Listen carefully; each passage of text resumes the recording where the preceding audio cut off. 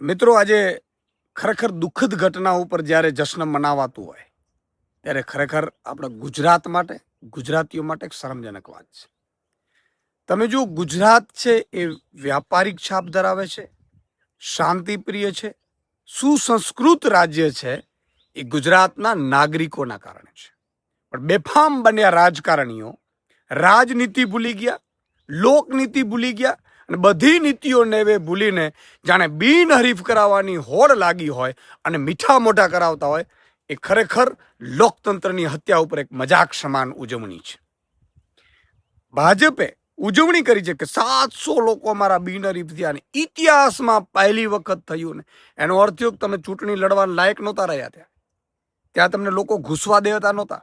તમે લોકોના મત અધિકાર છીનવ્યા છે અને એની ઉજવણી કરો છો, મીઠા મોઢા કરાવો છો અને તમારી ઐતિહાસિક ઘટના ગણાવો છો. શરમ આવી જોઈએ, શરમ. આજે અત્યારે ફોર્મો પાછા ખેંચાયા છે, કેટલાય ઓડિયો રેકોર્ડિંગ આવ્યા, કેટલાય વાયરલ થયા છે, કેટલાય લોકોએ વિડીયો બનાવ્યા છે. એ જોતા એવું થાય છે કે કોઈને લોભ આપ્યું, કોઈને પ્રલોભન આપ્યું, કોઈને લાલચ આપી, કોઈને અપહરણ કર્યા, કોઈને પોલીસથી ધમકાવીને કરાવડાવ્યા. આ બધી વસ્તુઓ હું એવું કહું છું કે લોકતંત્ર માટે અને આપણા ગુજરાતીઓ માટે લાલ બત્તી સમાન છે. લોકશાહીનો અર્થ શું છે? આવી જ રીતે બાંગ્લાદેશના બહેન શ્રી શેખ હસીનાએ આવું કર્યું હતું. બધા વિપક્ષોને જેલમાં નાખ્યા અને તોડફોડ કરીને 85% બહુમતી સાથે સરકાર બનાવી, પ્રધાનમંત્રી બન્યા. થયું શું? છેલ્લે પ્રજાએ એને ભગાડવા પડ્યા.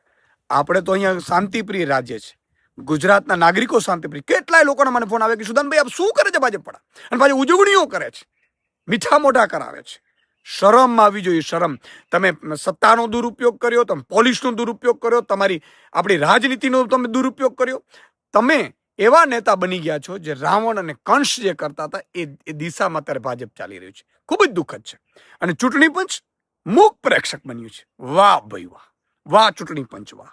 તમારી ફરજ એ હોય, શેષામ સાહેબને યાદ કરો. તમે આ ચૂંટણી પંચમાં એનો ઇતિહાસમાં નામ લખાણું છે.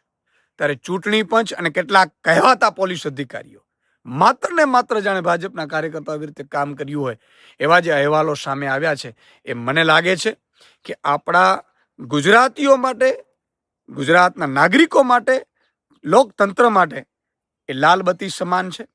આજે આપણે લોકતંત્રની હત્યા થઈ છે અને એમાં ઉજવણી ન હોય, પણ ગુજરાતની જનતા બધું જાણે છે. જેને જેને ચૂંટણીનો અધિકાર છીનવ્યો છે એ લોકોએ જાણે છે.